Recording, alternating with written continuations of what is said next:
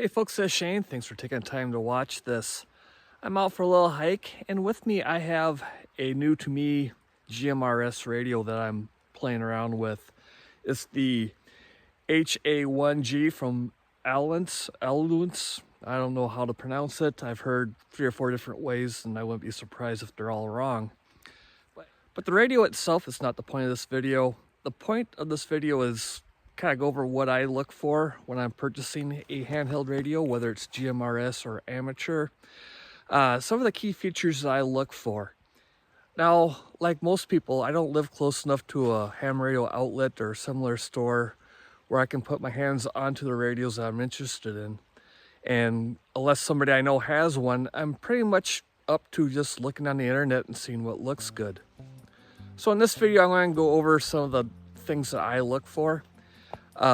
Basically, it comes down for whatever radio I'm looking at. It needs to be pretty tough and easy to use. It doesn't have to be tough because I'm some high-speed, low-drag wannabe. At my physical prime, I was probably below average speed and average drag, but that's neither here nor there. It's mostly because I'm a bit of a klutz and I tend to break things.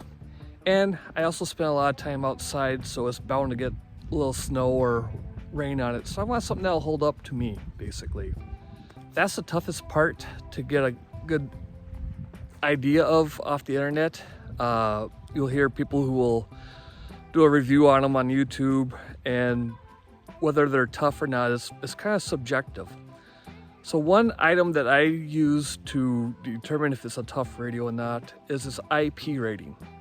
Now, something's IP rating has a 2-digit code. The first digit is how resistant it is to solid particles, dust, dirt, grime, that sort of thing. And that has a scale of 1 through 6, 6 being the most resistant. The second digit is how resistant it is to water, and that scale goes from 1 through 8. So the IP rating is something I pay attention to. A good rule of thumb for me is if the manufacturer or whoever is selling it is boasting about the IP rating, it's usually one that's pretty good.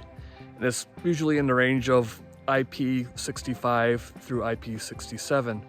Now, to get an IP rating of 67, the device has to be submersible in water 1 meter deep for 30 minutes.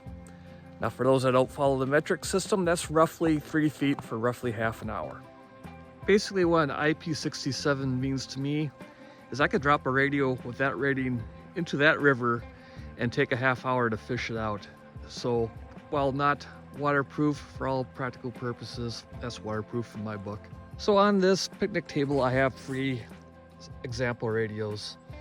Here's that GMRS radio that I have.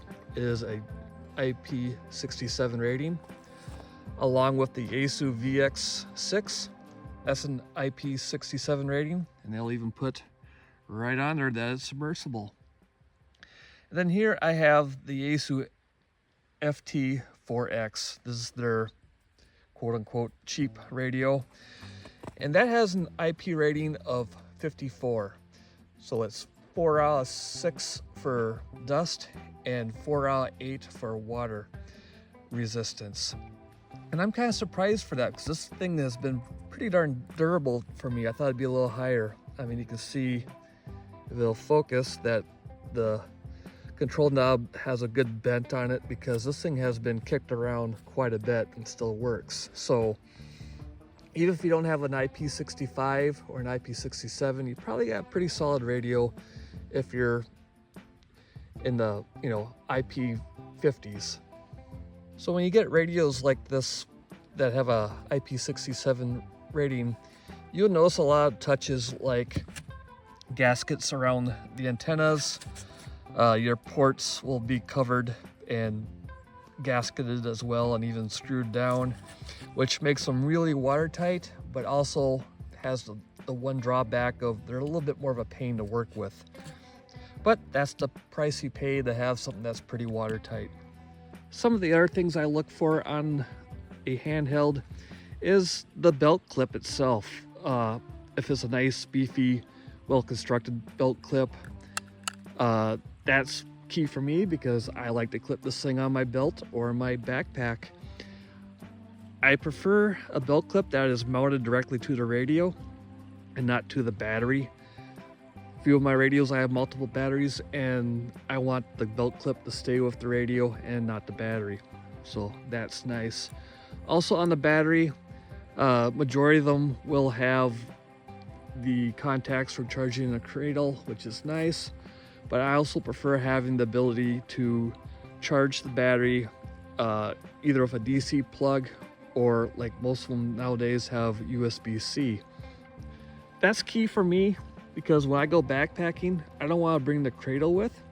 And if I need to top off the battery, I can use a USB battery bank or some other means that I have with me to charge the battery.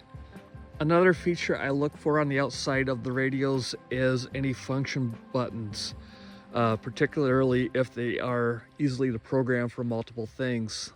I like to be able to customize the radios and use the menu items I use the most on the buttons, so just makes life easier.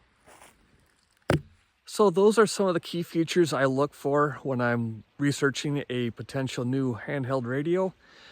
You can get a lot of that information off the manufacturer's websites or Amazon, or watch YouTube videos where people will read you the information off the manufacturer's websites. When they're doing that and they're twirling the radio around, pay attention to how the belt clip is attached to the radio, if there's USB connectors or DC connectors on the battery itself, that type of thing. And most importantly, probably if you want something that's nice and rugged, a good telltale is the IP rating. One quick tip when watching radio reviews on YouTube, pay attention to the comms channel. If he does a review of the radio and he has it sitting right on the banks of the stream, it's a pretty water resistant radio. Now if he actually dunks it in the stream, it's IP67. I've rambled on enough. Hopefully you found that useful. If not, well, thanks for watching anyways. Catch you next time.